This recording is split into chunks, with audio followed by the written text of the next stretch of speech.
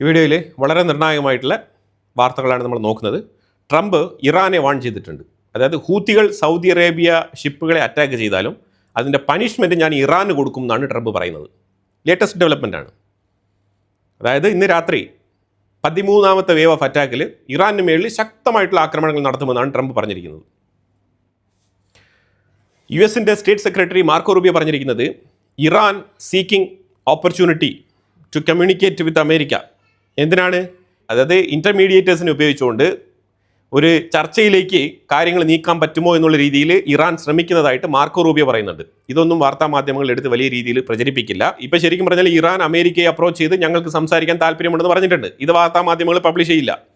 നാളെ അമേരിക്ക ഇതുമായിട്ട് ബന്ധപ്പെട്ട് ഞങ്ങളും ഇറാനും തമ്മിൽ ചർച്ച നടത്തി എന്നൊക്കെ പറയുമ്പോഴത്തേക്കും ഇറാൻ തിരിച്ചു പറയും, എന്താണ്, ഞങ്ങൾക്ക് ചർച്ചയ്ക്കൊന്നും താല്പര്യമൊന്നുമില്ല, ഞങ്ങൾ വരില്ല എന്ന് പറയും. അത് വലിയ രീതിയിൽ വാർത്തയാക്കിയിട്ട് അമേരിക്ക കാല് പിടിക്കുന്നു, ഇറാൻ വഴങ്ങുന്നില്ല, ഇറാൻ വഴങ്ങുമോ എന്നുള്ള രീതിയിലൊക്കെ ഭയങ്കരമായിട്ടുള്ള ഹെഡിങ് ഒക്കെ വെച്ചിട്ട് വാർത്തകൾ പ്രചരിപ്പിക്കും. ഇങ്ങനെ ഒരു ട്രെൻഡ് ഇപ്പം നമ്മുടെ നാട്ടിലുണ്ട്, പ്രത്യേകിച്ച് കേരളത്തിൽ. പക്ഷേ ഇപ്പോൾ നിങ്ങൾ നോക്കൂ, മാർക്കോ റൂബിയോ ഓൾറെഡി സ്റ്റേറ്റ്മെൻറ്റ് പറഞ്ഞു കഴിഞ്ഞു. ഇറാൻ ഇൻ്റർമീഡിയേറ്റേഴ്സിനെ വെച്ചിട്ട് ശ്രമിക്കുന്നു എന്നാണ് പുള്ളിക്കാരൻ പറഞ്ഞിരിക്കുന്നത്. ഒമാനും UK-യും തമ്മിൽ ഒന്ന് ഡിസ്കസ് ചെയ്തിട്ടുണ്ട്. പ്രത്യേകിച്ച് എങ്ങനെ നമുക്ക് ഈ ഒരു സ്ട്രേറ്റ് ഓഫ് ഹോർമൂസ് നേവിഗേഷൻ വളരെ എഫക്റ്റീവായിട്ട് കൊണ്ടുപോകാം, യുദ്ധം അവസാനിപ്പിക്കാൻ ഏതെങ്കിലും തരത്തിൽ മാർഗ്ഗങ്ങളുണ്ടോ എന്നുള്ള തരത്തിൽ ഭയങ്കരമായിട്ടുള്ള ചർച്ച രണ്ടുപേരും നടത്തിയിട്ടുണ്ട്. UK-യുടെ പുതിയ പ്രൈം മിനിസ്റ്റർ വന്നതിന് ശേഷം എഫക്റ്റീവായിട്ട് ഒമാനുമായിട്ടാണ് ഇപ്പോൾ ഈ ഒരു ചർച്ച നടത്തിയിരിക്കുന്നത്. Anyway let us see. Qatar contempt Red Sea attack.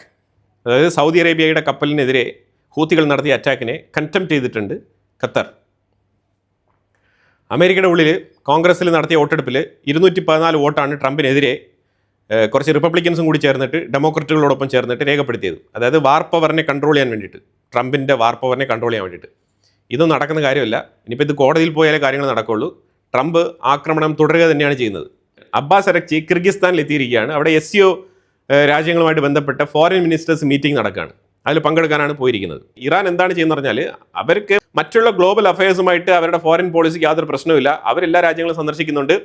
ഒരു സാധാരണ രാജ്യം പ്രവർത്തിക്കുന്നത് പോലെ തന്നെയാണ് പ്രവർത്തിക്കുന്നത് എന്നുള്ള തരത്തിൽ അവർ അതിനെ പ്രൊജക്റ്റ് ചെയ്യാനാണ് ശ്രമിക്കുന്നത്. പക്ഷേ ഒരു സൈഡിൽ ആക്രമണത്തിൻ്റെ കേടുപാടുകൾ വളരെയധികം കൂടുതലാണ്. ഭീകരമായ രീതിയിലാണ് അമേരിക്ക അറ്റാക്ക് നടത്തിക്കൊണ്ടിരിക്കുന്നത്. അത് ജസ്റ്റ് പുറത്ത് കാണിക്കാത്ത രീതിയിൽ കാര്യങ്ങളൊക്കെ മാനേജ് ചെയ്ത് പോകാൻ വേണ്ടിയിട്ടുള്ള ശ്രമമാണ് നടത്തുന്നത്. കാരണം അബ്ബാസ് അരക്ചിക്ക് തന്നെ ഈ സീറ്റ് എത്ര നാൾ ഉണ്ടാവും എന്നുള്ളത് ഉറപ്പില്ല എന്നുള്ള കാര്യമാണ്. ഈ ഫോറിൻ മിനിസ്റ്റർ സീറ്റ് അത് എപ്പോൾ വേണേലും അവർ വലിച്ചു കീറി അങ്ങ് എറിയും, അത് ഉറപ്പാണ്. IRGC പറഞ്ഞിരിക്കുന്നത് അൽ ഇദ്രി എയർബേസ്, കുവൈറ്റിലുള്ള ഈ ഒരു എയർബേസിന് ഞങ്ങൾ ടാർഗറ്റ് ചെയ്തിട്ടുണ്ട്, ആക്രമണം വിജയകരമായി നടത്തിയിട്ടുണ്ടെന്നാണ് അവർ പറഞ്ഞിരിക്കുന്നത്. സെൻകോം ആണെന്നുണ്ടെങ്കിൽ F-16 ഫൈറ്റർ ജെറ്റിൻ്റെ ഫോട്ടോ പബ്ലിഷ് ചെയ്തിട്ടുണ്ട് അവരുടെ ട്വിറ്റർ പേജിൽ. അതായത് ഇറാൻ ഓപ്പറേഷൻ്റെ മധ്യേ എടുത്ത ഫോട്ടോയാണെന്ന് പറഞ്ഞിട്ടാണ് അവർ പബ്ലിഷ് ചെയ്തിരിക്കുന്നത്. മാർക്കറ്റിംഗ്, F-16ൻ്റെ മാർക്കറ്റിംഗ് ആണ്. ഇസ്രായേൽ ആണെന്നുണ്ടെങ്കിൽ അബ്രഹാം അക്കോർഡ് വൈഡനിങ് ചെയ്യാനുള്ള പ്ലാനിങ്ങിലാണ്. ഇന്ത്യൻ എയർഫോഴ്സ് ശരിക്കും ഒരു 6 എയർക്രാഫ്റ്റുകളെ രൂപമാറ്റം ചെയ്യുകയാണ്. എന്തിനാണെന്ന് പറഞ്ഞാൽ സർവൈലൻസ് എയർക്രാഫ്റ്റ് നിർമ്മിക്കാൻ വേണ്ടിയിട്ട് എയർബസ് A321S കാറ്റഗറിയിൽപ്പെട്ട 6 വിമാനങ്ങൾ, ആ വിമാനങ്ങളെ മോഡിഫൈ ചെയ്ത് സർവൈലൻസ് വിമാനങ്ങളായിട്ട് മാറ്റാൻ തീരുമാനിച്ചിട്ടുണ്ട്. അതുമായിട്ട് ബന്ധപ്പെട്ട പ്രോജക്റ്റ് ഫ്രാൻസുമായിട്ട് ചേർന്ന് പ്രവർത്തിക്കുകയാണ്. ഇന്ത്യക്കുള്ളിൽ വെച്ചിട്ട് നടത്തുമെന്നാണ് പറഞ്ഞിരിക്കുന്നത്. അതായത് ഈ വർക്ക്, ഈ മോഡിഫിക്കേഷൻ ഇന്ത്യക്കുള്ളിൽ വെച്ചിട്ട് നടപ്പിലാക്കാം എന്നാണ് ഫ്രാൻസ് പറഞ്ഞിരിക്കുന്നത്. ഇന്ത്യൻ ഡിഫൻസ് മിനിസ്ട്രി ഇന്ത്യയുടെ കോസ്റ്റ് ഗാർഡിനെ ശക്തിപ്പെടുത്താൻ വേണ്ടിയിട്ട് 2000 കോടിയുടെ പ്രോജക്റ്റ് അനൗൺസ് ചെയ്തിട്ടുണ്ട്. മെയിൽ ഡ്രോണുകൾ പർച്ചേസ് ചെയ്യാനുള്ള ഒരു ടെൻഡറാണ് ഓപ്പൺ ചെയ്തിരിക്കുന്നത്. അതായത് ഈ കോസ്റ്റൽ ഏരിയയിലുള്ള സർവൈലൻസ് ശക്തിപ്പെടുത്താനാണ് ഈ തീരുമാനമെടുത്തിരിക്കുന്നത്. ഇന്ത്യയും അമേരിക്കയും തമ്മിലുള്ള trade deal, bilateral trade agreement, അതുപോലെ തന്നെ ട്രംപിൻ്റെ ഈ താരിഫ് പ്രഖ്യാപനവുമായിട്ട് ബന്ധപ്പെട്ട് നമ്മളുടെ വ്യാപാര കരാർ ശരിക്കും പറഞ്ഞാൽ ഡിലേ ആയിക്കൊണ്ടിരിക്കുന്ന ഒരു സാഹചര്യത്തിൽ ഇതുമായിട്ട് ബന്ധപ്പെട്ട് 301 ഇൻവെസ്റ്റിഗേഷൻ സ്റ്റാർട്ട് ചെയ്തിരിക്കുകയാണ്. ഇപ്പോൾ ഈ ഇൻവെസ്റ്റിഗേഷൻ സ്റ്റാർട്ട് ചെയ്തുകൊണ്ട് തന്നെ ഇനി ഒരു 3 to 4 months ഇന്ത്യയും അമേരിക്കയും തമ്മിലുള്ള ഡീൽ ഡിലേ ആവുകയാണ്. മനസ്സിലായ? അമേരിക്കയും ഇന്ത്യയും തമ്മിലുള്ള വ്യാപാര കരാർ ഒരു 4 മാസത്തേക്ക് ഇനി നോക്കണ്ട. അതാണ് ഇപ്പോൾ നിലവിലെ സാഹചര്യം. ഇതുകൊണ്ടാണ് ഗവൺമെൻറ് പലപ്പോഴായിട്ട് കല്ലിയ വിലയായിട്ട് കാര്യങ്ങൾ ചെയ്ത് മുന്നോട്ട് പോകുന്നത്. ഈ അമേരിക്ക എന്ന് പറഞ്ഞിട്ട് അമേരിക്കയുടെ മൂടും താങ്ങി നിന്ന് കഴിഞ്ഞാൽ ശരിക്കും നമുക്ക് നല്ല പണി കിട്ടും. അതേപോലത്തെ പണികൾ വരാതിരിക്കണം എന്നുണ്ടെങ്കിൽ നമ്മൾ എന്ത് ചെയ്യണം? അമേരിക്കയുടെ കാല് പിടിക്കണം. അങ്ങനെയാണ് പലരും പറഞ്ഞുകൊണ്ടിരിക്കുന്നത്. പക്ഷേ നമ്മൾ ഒരു കാലും പിടിക്കേണ്ട ആവശ്യമില്ല. അമേരിക്കയിൽ നിന്ന് കിട്ടുന്ന വരുമാനം ഒരു ബോണസായിട്ട് കരുതിക്കൊണ്ട് മറ്റുള്ള മേഖലകളിൽ നമ്മളുടെ വ്യാപാരം മെച്ചപ്പെടുത്തി മുന്നോട്ട് പോകുക എന്നുള്ളതാണ് നമ്മൾ ചെയ്യേണ്ടത്. അപ്പം അമേരിക്കയിൽ നിന്ന് സ്വാഭാവികമായിട്ട് കച്ചവടം വന്നോളും. പിന്നെ മറ്റുള്ള രാജ്യങ്ങളുമായിട്ട് ചെയ്യുന്ന കച്ചവടത്തിൽ നിന്നും ഇൻഡയറക്റ്റ് ബിസിനസ്സും വരും. നമ്മുടെ അടുത്ത് വാങ്ങിച്ച് അമേരിക്കയിലേക്ക് വിൽക്കുന്ന മറ്റുള്ള പല രാജ്യങ്ങളുമുണ്ട്. അമേരിക്കയുമായിട്ട് വ്യാപാര കരാറുള്ള രാജ്യങ്ങളുണ്ട്. ആ രാജ്യങ്ങളുമായിട്ട് ബന്ധപ്പെട്ട് നമ്മൾ അവർ ത്രൂ നമുക്ക് അമേരിക്കയ്ക്ക് സപ്ലൈ ചെയ്യാം. അതിനൊന്നും ഇപ്പം നിലവിൽ തടസ്സമില്ല. അപ്പോൾ അതുകൊണ്ട് വളരെ ബുദ്ധിപൂർവ്വം ഈ വിഷയത്തിൽ നീങ്ങുന്നതായിരിക്കും നല്ലത്. കാരണം ഇപ്പോൾ ട്രംപിൻ്റെ ഈ ഭരണകൂടത്തിൽ പോയിട്ട് നമ്മൾ ഒരു 18% അല്ലെങ്കിൽ ഒരു 15% ഡീലിൽ സൈൻ ചെയ്യേണ്ട ആവശ്യമില്ല. ഇനി ഒരുപക്ഷെ മാറി വരുന്ന ഗവൺമെൻറ് അല്ലെങ്കിൽ മാറി വരുന്ന ഭരണാധികാരി ഒരുപക്ഷെ ഇന്ത്യയുമായിട്ട് നല്ല രീതിയിൽ റാപ്പോയിൽ പോകാനുള്ള സാധ്യതയുണ്ട്. നമുക്ക് കുറച്ചുകൂടി താരിഫ് ഇളവ് കിട്ടിയേക്കാം. അപ്പോൾ അതുകൊണ്ട് അബദ്ധത്തിലൊന്നും ചെയ്യേണ്ട ആവശ്യമില്ല. ജസ്റ്റ് കാമൻ ക്വയറ്റായിട്ടിരുന്ന് കാര്യങ്ങൾ മുന്നോട്ട് നീക്കിയാൽ മാത്രം മതി.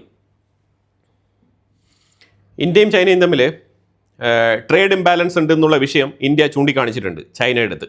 അതായത് ഷീ ജിൻപിങ് ബ്രിക്സ് സബ്മിറ്റിൽ വരുന്നതുമായിട്ട് ബന്ധപ്പെട്ട് അതിന് മുന്നോടിയായിട്ട് ചൈനയുടെ ഫോറിൻ മിനിസ്റ്റർ അടുത്താണ് ഈ വിഷയം ഇന്ത്യയുടെ എക്സ്റ്റേണൽ അഫയേഴ്സ് മിനിസ്റ്റർ ജയശങ്കർ പറഞ്ഞു വെച്ചിരിക്കുന്നത്. ഇന്നലെ ചൈന ഇന്ത്യയെ അപ്രിഷ്യേറ്റ് ചെയ്തിരുന്നു. പിന്നെ അവരുടെ ചരക്ക് കപ്പലിലുണ്ടായിരുന്ന ക്രൂ മെമ്പേഴ്സിനെ നമ്മൾ റെസ്ക്യൂ ചെയ്യുന്നതുമായിട്ട് ബന്ധപ്പെട്ട്, കാരണം അത് കൊച്ചിൻ തുറമുഖത്തിൻ്റെ അടുത്ത് ഫയർ ആക്സിഡൻറ്റിൽ പെട്ടിരുന്നു. അപ്പോൾ അങ്ങനെ നമ്മൾ അവരെ രക്ഷപ്പെടുത്തി. അവർ ഇന്നലെ അതുമായിട്ട് ബന്ധപ്പെട്ട് അവർ താങ്ക്സ് നോട്ടൊക്കെ ഇന്ത്യക്ക് അയച്ചിട്ടുണ്ടായിരുന്നു.